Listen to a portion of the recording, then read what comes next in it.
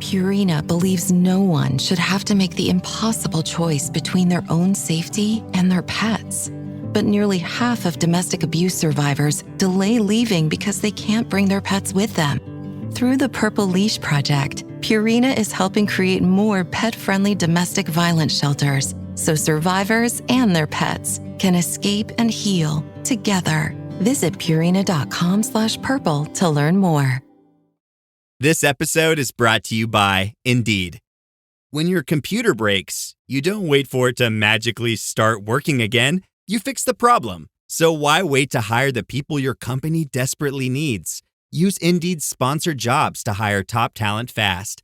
And even better, you only pay for results. There's no need to wait. Speed up your hiring with a $75 sponsored job credit at Indeed.com/podcast. Terms and conditions apply.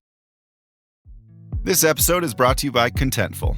Marketers, you know that feeling when your creative clicks? When that social post sends engagement through the roof? When your outside-of-the-box campaign hits ROI positive? When a personalized homepage turns prospects into customers?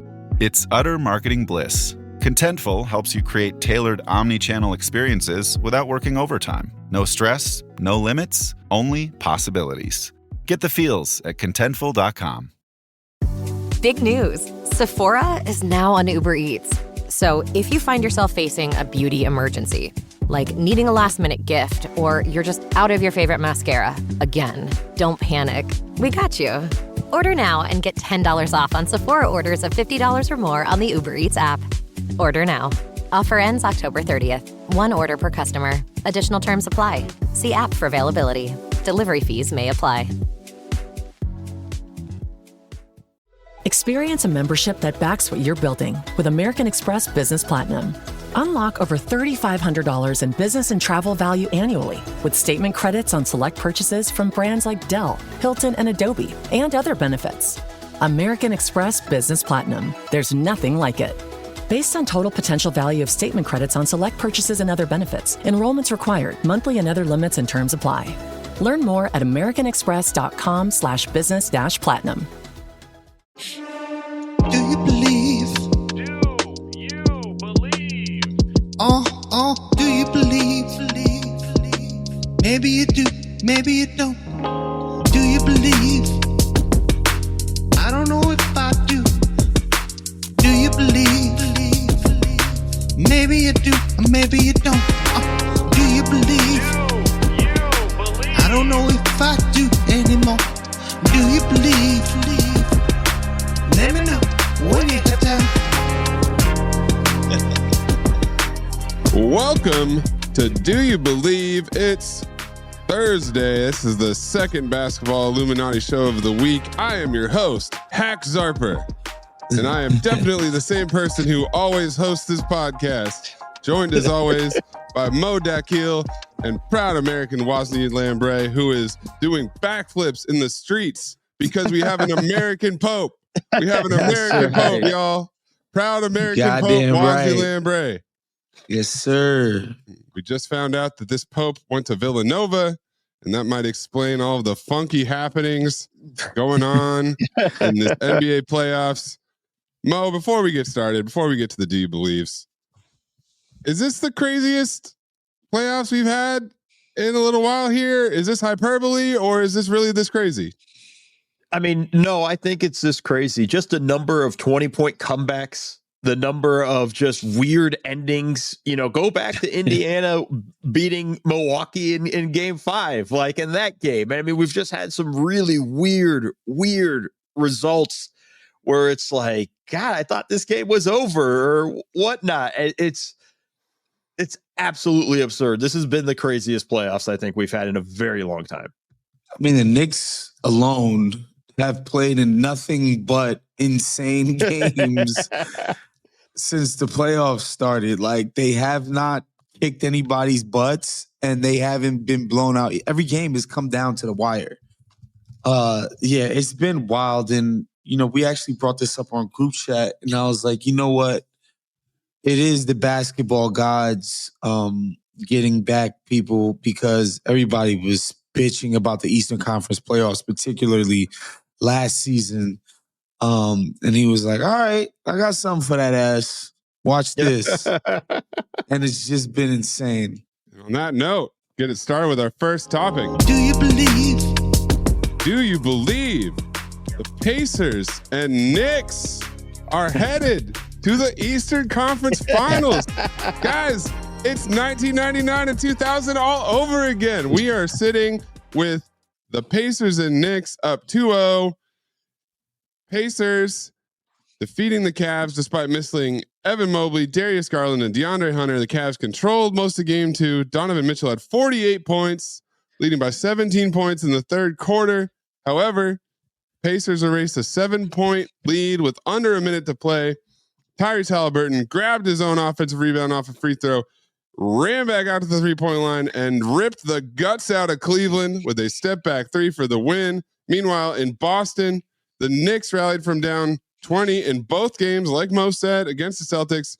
Mikal Bridges forced consecutive game-clinching turnovers, and the Celtics are 25 for 100 from 3 in 2 games. 25 for 100. We don't need to work too hard to get the percentage on that. It's 25%. It's 25 out of 100. Let me double check that real quick. Yep. Do those numbers for me, Mo. That's right. 25 out of 100. That's 75 missed threes in 2 games. 2 60-plus win teams down 0-2 heading into the road games. Woz, will this hold?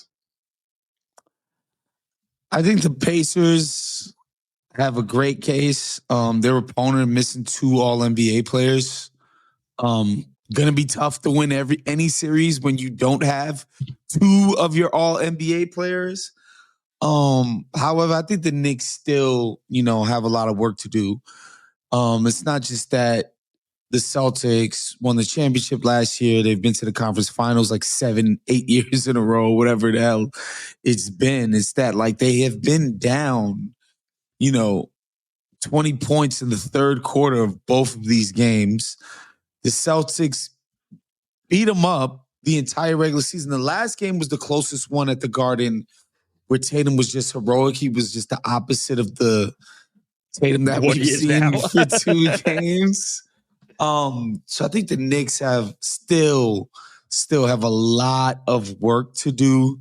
But I do think the Pacers are ultimately going to be there, and it's sad because the Cavs had such a beautiful season, and to have the injuries derail them at this moment.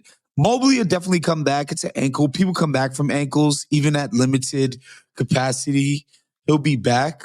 I think it kind of did serve him to miss that game, but Garland is out. He's not coming back, bro. He's out. And it's just a lot to overcome.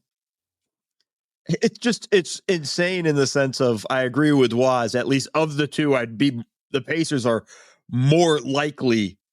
Matter of fact, I feel like more people are convinced Boston's still going to win this series and going to win it in 6 than anything else, just because they feel like, hey, look, they built 2 20-point leads. They've choked down the stretch in 2 different games.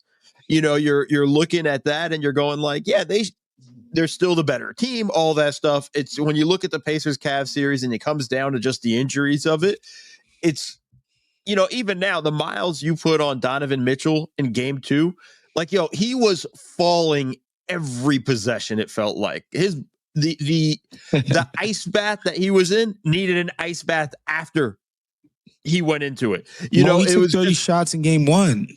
I loved it too. I love the broadcast talking about, he's saying like, yeah, he doesn't feel like he needs to shoot as he continued to shoot in game 2 and do all that stuff. But you just saw like the Strus had a big 3 at like one point in the fourth quarter, and that possession, I think somebody else brought the ball up. When the camera gets to half court, you see Donovan Mitchell bent over like he was working at Popeyes and just exhausted after the lunch rush had come through. And it took everything he had to create that 3 for Strus. When the Cavs, it's even if Mobley comes back, I feel like they're almost dead in the water right now because I don't think Mitchell has any juice left. Like, I don't know if he has any legs left. The amount of work that he has to do to keep them close. Ty Jerome has completely disappeared this series, and it's I feel like they're just in trouble. Like I don't see a way for the Cavs to come back if they don't get fully healthy real quick. And I mean, I would love to see Knicks Pacers conference finals, but I think it would be a great, like, an amazing series, especially coming off last year's. Yeah. Last year's going to 7. Was I mean, insane. like it would be a lot of fun to kind of have that sort of continue with that. But it's nobody wants to trust the Knicks. They're going home up 2-0, and I haven't nobody wants to trust them. They got the Pope. The Pope went to Villanova, and it's not Pope, even the Pope is a Nova Nick. It's not even the thing. Somebody emailed us and was like, "Does the first 2 games of the Knicks series basically improve your opinion of the Detroit Pistons?" And I'm like, really? Like, a playoff team with the foundation of Toby Harris, Malik Beasley, Tim Hardaway Jr., Dennis Schroeder, all nice players. Like, these are nice players, but come on, man. Like, nobody thinks this is the foundation of some kind of amazing playoff squad. Like, these guys played like 30 minutes plus a game, all of them, for Detroit in that series. I think the Celtics have just, I think the Celtics just had no respect for the Knicks going into those first 2 games. Not to say the Knicks didn't play well, but, like, you look at OKC, which obviously they've had a great season. They won 68 games, but, like, they played as if their season were literally going to be over if they didn't win yesterday. They came into that game under the same exact circumstances as the Celtics. The Celtics did not treat that game as if it would be the end of their season if they didn't win. But that goes to Missoula. That goes to Missoula in the sense of, like, after game 1, we just missed shots. I loved every shot we got. We just missed shots. I loved all the 63s we got. I loved all of them. I loved the 45 misses just as much as I loved the 15 makes. And goddamn it, we'll do it again. Like, that's just, it's that. Whereas I feel like Mark Dagnall might have been pressing those buttons of, like, yo, guys, we gotta be better. Win. We're going to go there down 0-2, and they have the greatest player on the planet. Like, we're going to put ourselves in a world of hurt in that instance. I feel like with Missoula, sometimes it's just, it's arrogance to a degree, and it then kind of filters down. Although a lot of those guys on the Celtics had that before Missoula came in.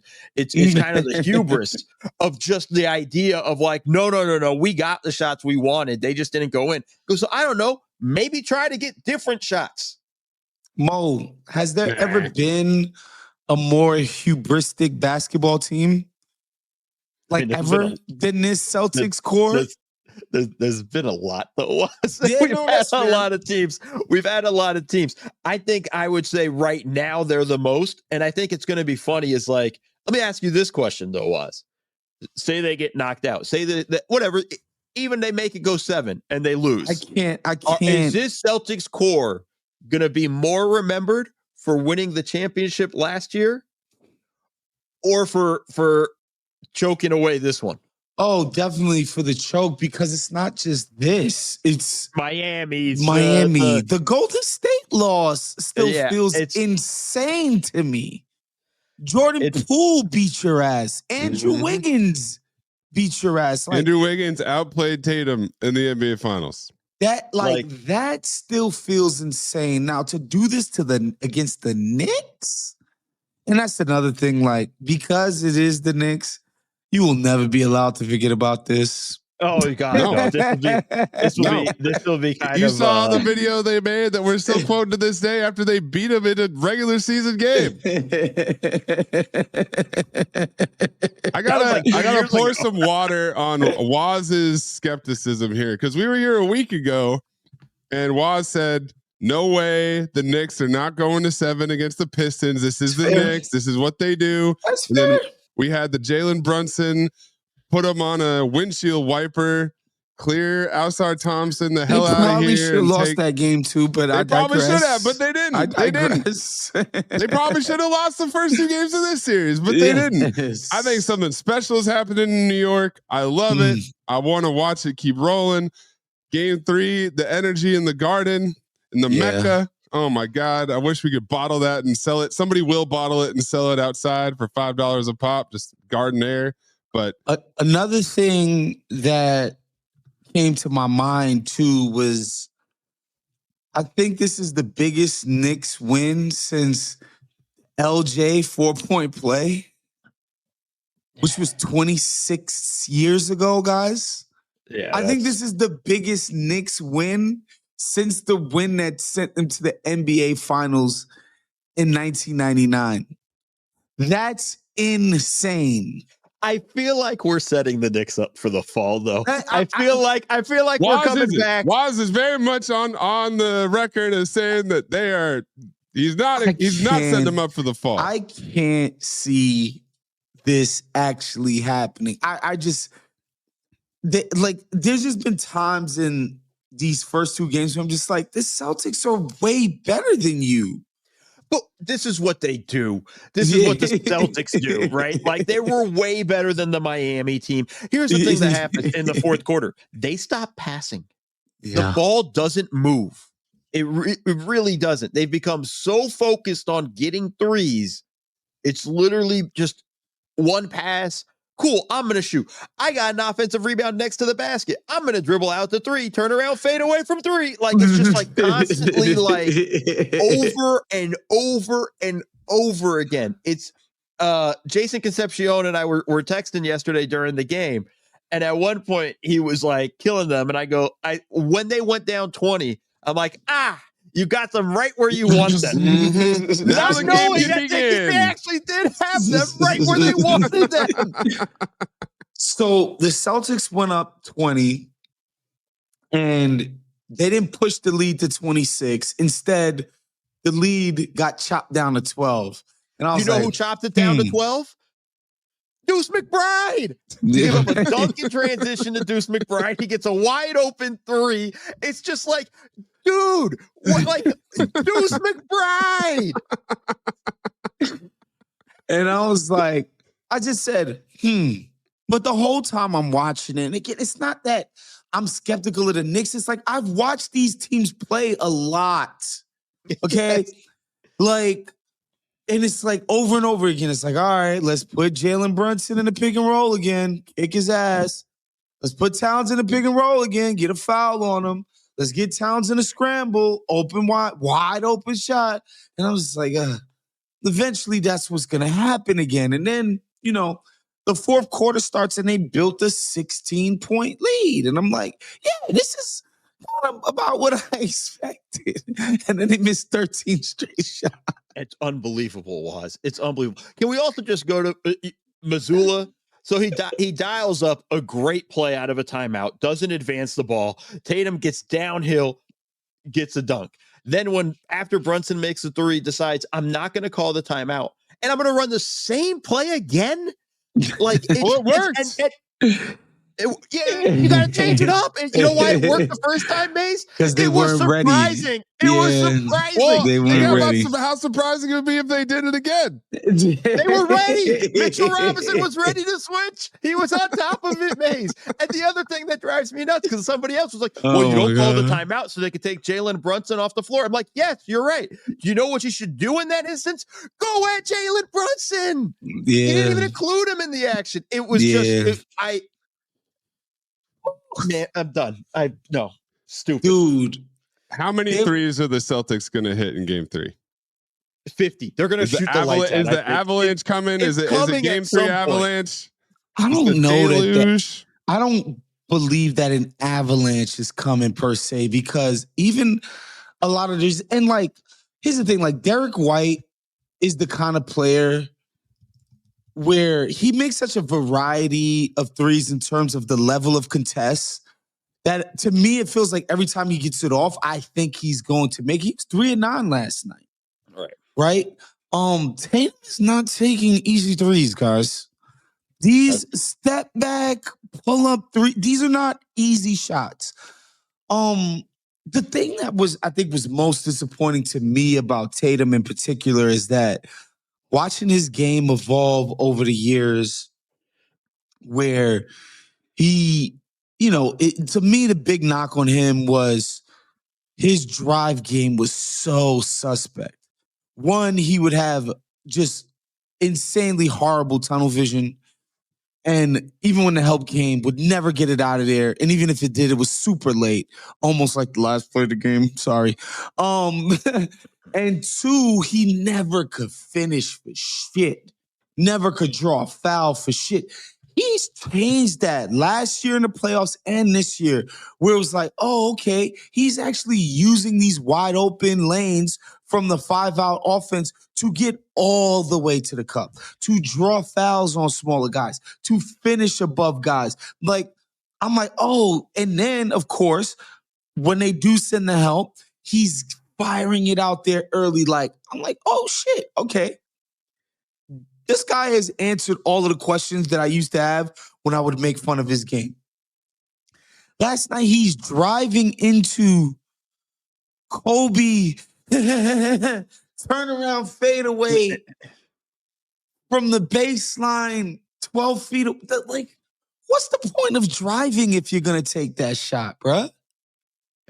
It's just inexplicable, honestly. And it's just hard for me. I'm just like, your life and your season's on the line, and this is what you guys have to muster.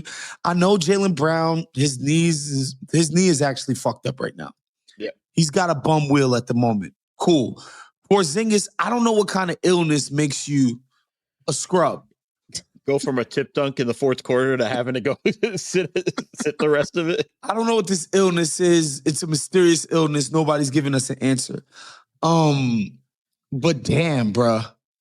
These two games, man, it was, I was skeptical of Boston's championship hopes all last year. They were basically the Thunder of last year, beating everybody up. And last year, I thought this would happen multiple times over and over in the playoffs, and it just straight up didn't.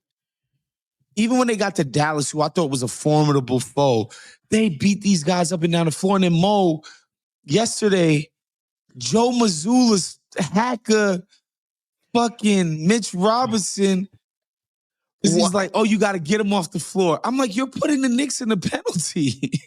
I don't think people also understand the value of having a foul to give in the last few minutes of a game. When you have the foul to get, let's put it to you this way. Boston's up 1. Jalen Brunson is getting ready to drive. Oh, he might have a step on me. Foul, side out of bounds. It's just that simple. But instead, and the thing that was crazy was they fouled the first time. They did it twice. No. Wait. Don't jump ahead.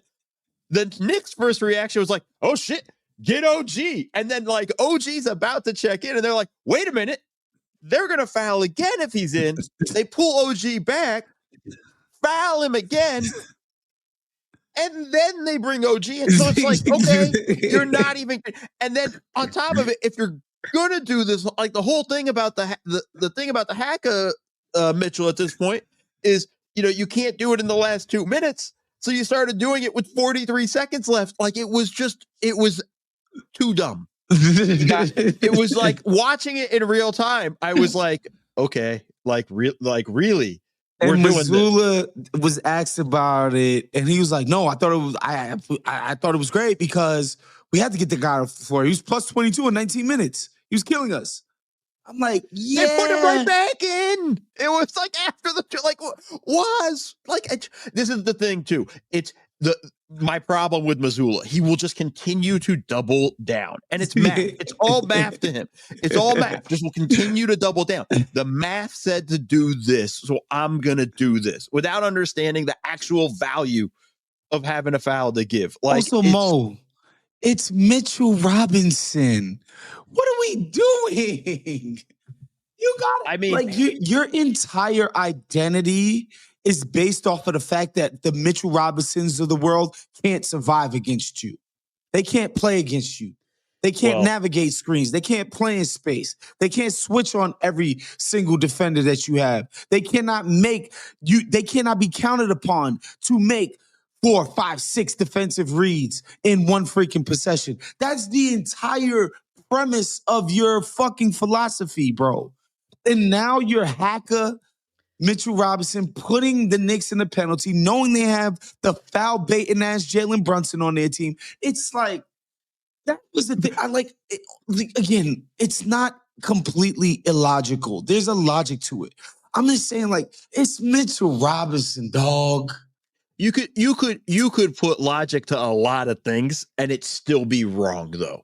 And it just didn't make sense in that moment. And it's just, again, forget even just trying to get the guy off the floor. The value of having the ability to foul down the stretch of a game to slow things down is an important 2 fouls, bro.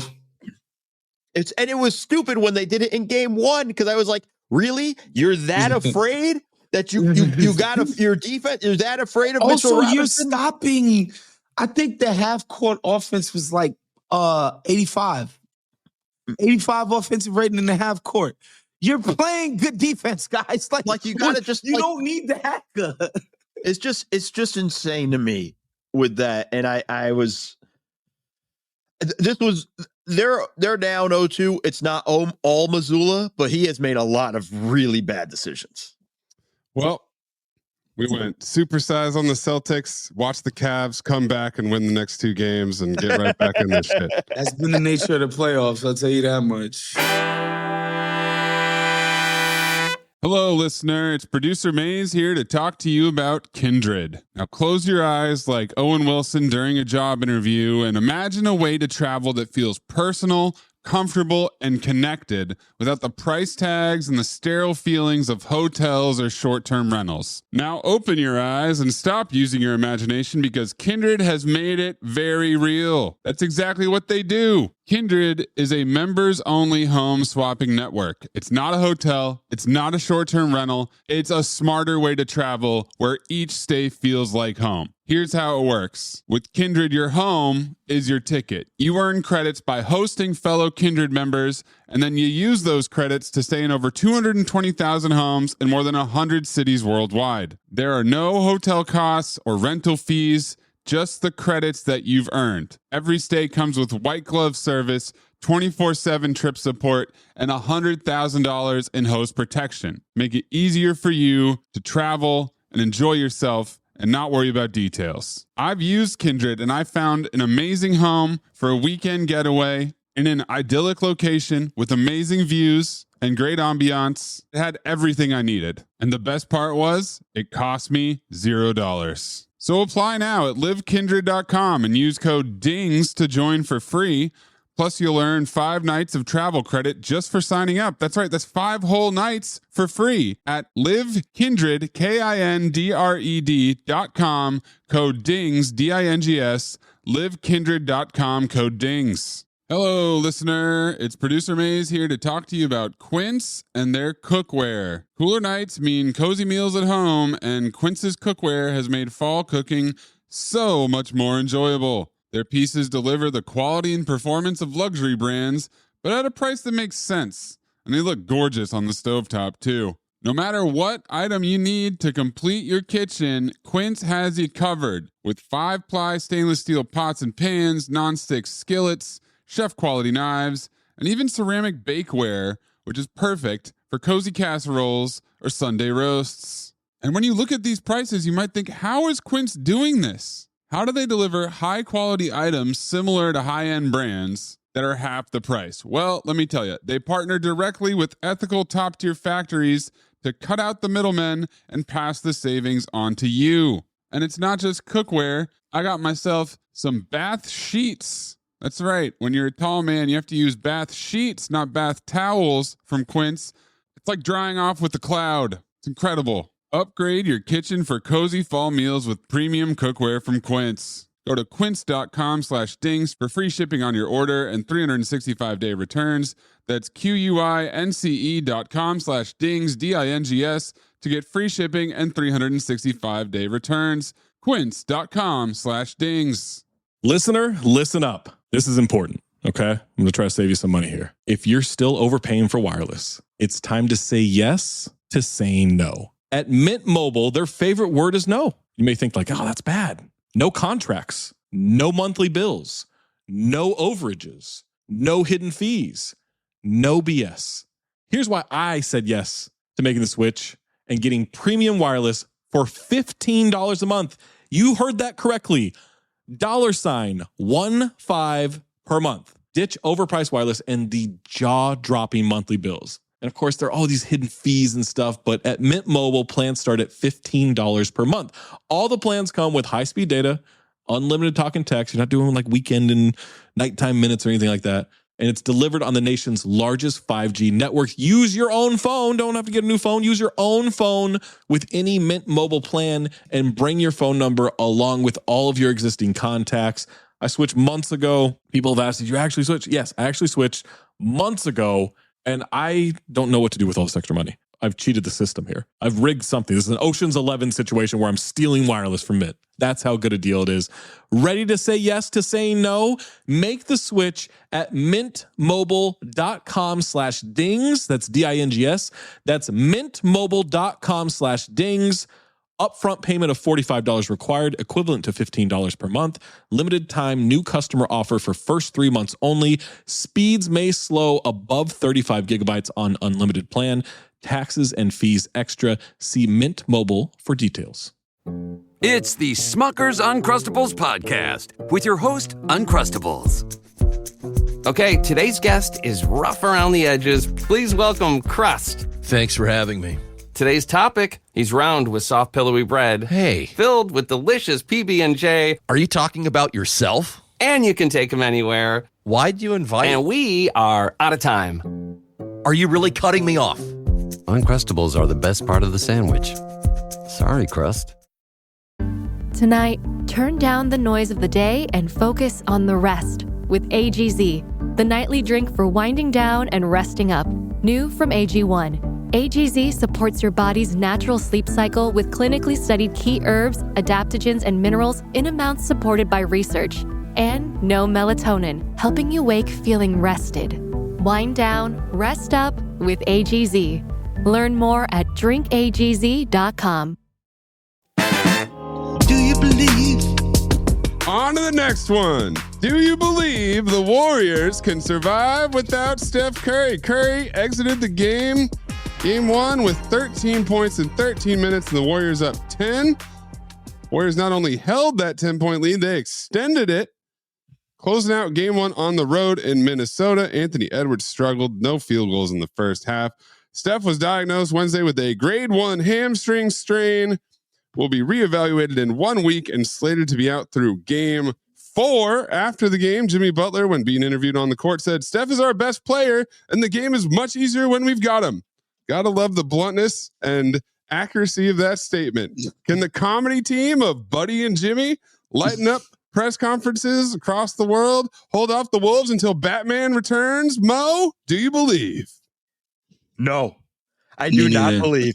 I've seen this team without Steph. Look, they went on it was a nice win for them in game one when Steph goes out after playing just 13 minutes. They did really well defensively. The Wolves have not, it feels like, hit a three since they've been in LA. I mean, they didn't even make one in game 5, it felt like, when they eliminated the Lakers, and then they awful 3-point shooting again in game 1.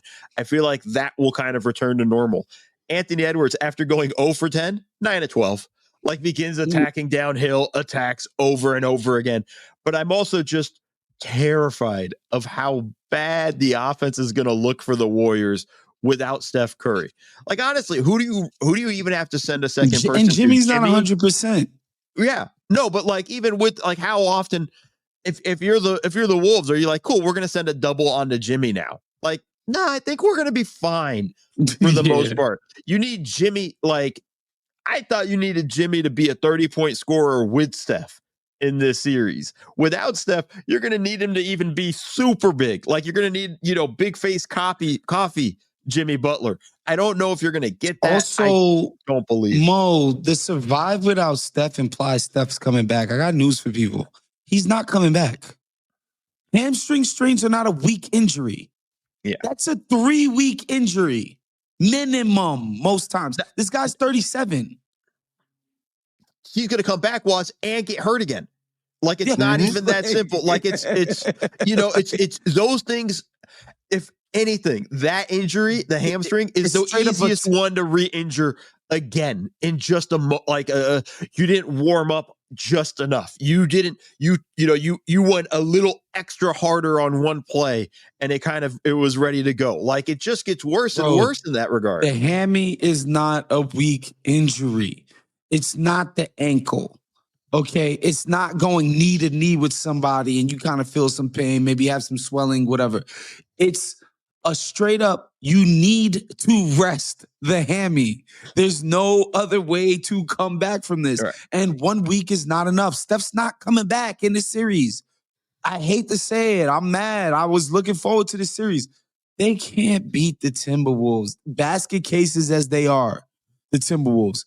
They're not losing to Golden State without Steph, man. It sucks because I feel like Steph and Jimmy were on a beautiful postseason magic carpet ride, but unfortunately the injury gods have stepped in and that's it. The Warriors can't beat this. It's, and it's not that I think the world of Minnesota is like, they're just way better than your team without Steph fucking Curry. Right. It is what it is. They look absolutely gassed trying to create offense. Like without Buddy Hield dipping his hand made back like in 3 threes or something insane like that. Magic bag in the third quarter again. Like, all right, yeah, maybe if Buddy Hield keeps scoring 30 plus a game for the next 3 games, like they'll have a shot. I don't think that's going to happen. As much as I've enjoyed whatever's been going on with him the last couple games. Yeah, like Woz said, I mean, like. Best case scenario, it's like game 5, he's questionable, and then you're asking him to come out and do Steph Curry things, which is running 3 miles in a game. We're going off of screens, getting hammered by people, like, and they'd have to win one of those games. Like, they have to come up with one game in the next 3 to even consider the possibility of trotting Steph out there, which is highly unlikely. Bro, I think even at 3-1, you could talk yourself into being like, we're the Warriors, we got championship pedigree, blah, blah, blah. He's not going to be ready, bro. Yeah. He's not going to be ready. Physically impossible. When I seen that weak diagnosis, I'm like, hamstrings are not a weak injury.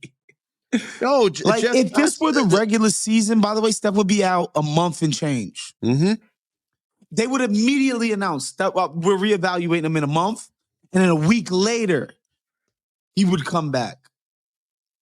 And I don't know what they can do offensively after that. Like they have to make this game an absolute rock fight. They need this game to honestly be played in like the high 80s, low 90s. And luckily, they just came out of a rock fight, and so they're not tired at all. And they're definitely not. They're well practiced at. They're definitely ready to throw Draymond throwing his body around against Julius Randle and Rudy Gobert and Naz Reid for another 3 games. I mean, I thought game 1 before Steph went out was really interesting, and I do think to a degree it was more like the Wolves being flummoxed than like the Warriors throwing some crazy scheme at them. Ant was begging for calls, maybe more than I've ever seen before. Like every single layup, he's turning to the refs, Luka style, almost getting beat back in transition. But yeah, man, I mean, this sucks. This was a really fun matchup. I was really looking forward to it. You know, the Infinity Stone of Ant Edwards adding to his gauntlet, one superstar after another. Like, don't get to keep that narrative going, but. Right. It is what it is, man. You know, a hamstring strain is going to derail this series. Like, it's never going to be the same. Nope. That's just the truth of it. That's unfortunately, like, it's just going to be it's depressing, but fun. It is what it is. Wolves, Pacers, NBA Finals, here we come. Oh boy. Oh boy. Silver is pissed. Wish you could become a morning person? You know the type, up before the sun, early morning runs, first one to the office with donuts and a smile. How do they do it? easy with the new Galaxy Watch 8. Sleep tracking and personalized insights from Samsung Health help you improve so you can wake up to a whole new you. One who, dare I say it, skips the snooze? It's possible. Train your sleep with Galaxy Watch 8. Learn more at Samsung.com. Requires compatible Samsung Galaxy phone, Samsung Health app, and Samsung account. This episode is presented by State Farm. Having insurance isn't the same as having State Farm. It's like expecting the leadership of a team captain on the football field, but getting a sea captain. You wouldn't settle for just anything for your team. Shouldn't it be the same for your insurance? So don't settle for just any insurance when you can go with a leader. State Farm. Like a good neighbor, State Farm is there. Whether your business has 6 floors or 6 employees, Walmart Business has everything you need to save time, money, and hassle. You can restock your break room with bulk ordering or bulk up your ordering team with shared payments. And you can get it all delivered straight to your business's door, whether that's on Wall Street or Main Street. Walmart Business. It's the Walmart you love, now for your business. Learn more at business.walmart.com. Are you a forward thinker? Then you need an HR and finance platform that thinks like you do. Workday is the AI platform that helps propel your organization, your workforce, and your industry into the future. Workday, moving business forever forward.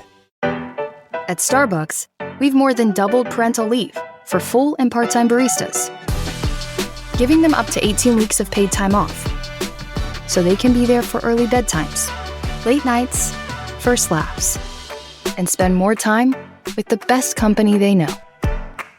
At Starbucks, benefits like parental leave are just the start. Learn more about Starbucks industry-leading benefits at starbucks.com/partners. Do you believe? All right, our final topic of the day, the final series we have not touched on at all. Do you believe the MVP advances to the Western Conference Finals? See what I did there? It's a little ambiguous there. Who is the MVP? Who's your MVP? Is he going to advance? In game 1, the Nuggets rallied from down 11 with 4:31 left in the fourth to win thanks to a 40-20 from Jokic and a game-winning Aaron Gordon 3. In game 2, the Thunder walloped the Nuggets by 43 points. They put their foot on the gas and did not take it off. So, Mo, who was your MVP this year, and will they advance to the Western Conference Finals? So my MVP was Shea. It was incredibly close with everything. At the end of the day, I just say, Shea's a little bit better defensively than Jokic. And I'm not as big of a Shea's this unbelievable defender, but just your teams aren't targeting him the way some teams will try to target Jokic. And yeah, I think they're going to move on. I think it's going to be a tougher series than people anticipated. Yeah, I think people are going to go nuts off of game 2. But yeah, they just have so many horses. I've definitely given their horses short shrift in terms of as postseason assets and killers. But the truth of the matter is, like, the Nuggets, and I think last night showed you, like, if they're not completely super keyed in and locked in at every single moment, which takes its toll, like, when teams are evenly matched, there's a certain level of, you get some slack, like a margin for error, right? The Nuggets don't have that against this team. Like, you throw an entry pass and you're not forceful about catching the shit. As Jokic, somebody's poking that shit out, and these motherfuckers are zooming down the court for a layup. Like, you have to be crisp in what you do. And I think the Nuggets have it in them to be crisp. But, like, this is every day, every possession type of proposition we're talking about here. And that might not be enough to win. When you're perfect. I'd push back a little bit on that. They just need to keep it close. Into the fourth quarter. They because I don't think they could do that. And it's not a matter, but what you can't do is give up a 12-0 run off of that stuff. Yeah. Right? 13-3 runs. Because that's really what OKC does, is right. They kind of compound it, they multiply it. Right? You turn the ball over, they get you to turn it again and again. And then next thing you know, you went from like, this was like a 7-point game to like we're down 20. Right. And it's what the Nuggets have to do is, all right, like, yeah, obviously they'd like to have the lead for the entire game. But if they go down, let's keep it manageable. Let's keep this at 8, 9, maybe 10 points and just kind of keep us in that range. Because in the fourth quarter, in crunch time, we got Jokic. Yeah. And at that point, he'll lock in a certain way. And I think that becomes a problem for the Thunder. I think that's how if the Nuggets were to win the series, that's how I could see the story playing out. And I think Jokic, every series, his whole career, figures out the defense. Like, he just straight up does. He's going to figure out where your doubles are coming. He's going to figure out which move of his you like to swipe on. He's going to figure out who your favorite guy to send is. He's going to figure out OKC's attack against him. But yeah, I mean, I had Shea as the MVP. I think they're ultimately going to advance. But I'm happy they have to play the Nuggets because the Nuggets are not going to make it easy. The Nuggets have never been just smoked in a series, like lose 4-1 to anyone. I think they might have lost 4-1 to Golden State that year. When let's do the Doc Rivers. One healthy. Yes. Let's do the Doc Rivers. One healthy. When healthy. They don't get smoked like that, man. And so I think it is going to be a tough series, but I did pick Shea as my MVP. Like Mo, it was like razor thin. And every fiber of my being wanted to give it to Jokic, but it just feels wrong to give it to Jokic in this season when these guys are setting records for point differential and, they're winning 68 games, and this guy is clearly the guy driving it. And the metrics, like, I know empirically, like, just watching, like, I know Jokic is a better player, but that's not what the award is, right? Who do you think is the best player in the league? It's who's had the strongest season. Like, all of those impact stats, whatever you want, VORP, whatever, plus minus, box score, all of them. These guys were neck and neck, and Jokic typically dominates those categories. And so, yeah, Shea was the MVP, and I do think they're going to advance. The one thing I'd say, too, that I thought was pretty dumb from Mark Dagnall, why did you start the series with Chet Holmgren on Jokic? Like, this is the whole reason why you got Hartenstein. Like, this is the whole reason why you got him. Why are we being cute? Like, what was that, like, that thought process? Because I just thought that was silly. And then everybody goes like, oh, look at the adjustment they made in game 2. I'm like, yeah, because you fucked up in game 1. Like, that's not an adjustment. But you were just also, stupid. Mo, there was they got the nice whistle adjustment too. I think they won that game yesterday because they were allowed to be extremely physical. You mean when they foul the hell out of you constantly over and over again and no foul gets called?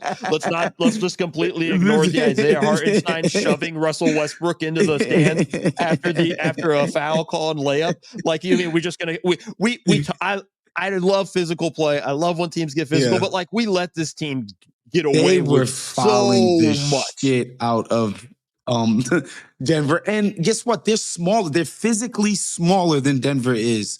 And if it's going to be a tight whistle, they can't guard Denver. Straight up.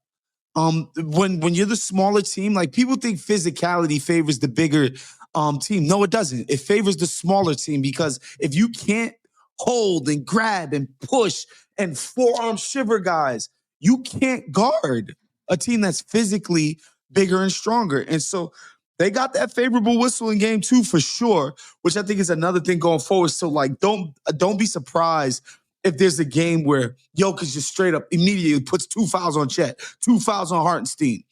And Jay Will was fouling his ass too. But I think Jay Will is the guy that needs to play more. They need somebody. No, not J-Dub, the big man. Come on, I know, Mo. so insane. Get your JWs. It's straight. So This is embarrassing. It's the playoffs. I need you to tighten up. One has to go. I hate it too. I'm done. One has to go. I'm done. One has to be traded. I hate when it's two people of the same last name in the same series, like in Houston, Golden State, and it was Draymond Green and Jalen Green. Because when I'm writing out the tweet, I type Green, and it's like, fuck.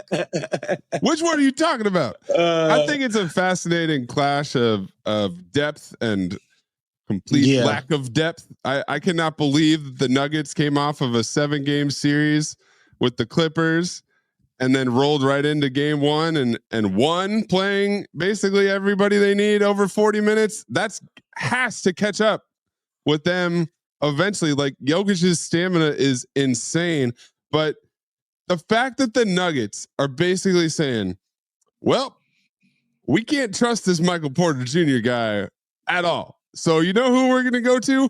Russell Westbrook, and it's working. That's another carriage waiting to turn into a pumpkin. Definitely hurt. Yeah. And also Russ is their second best perimeter defender.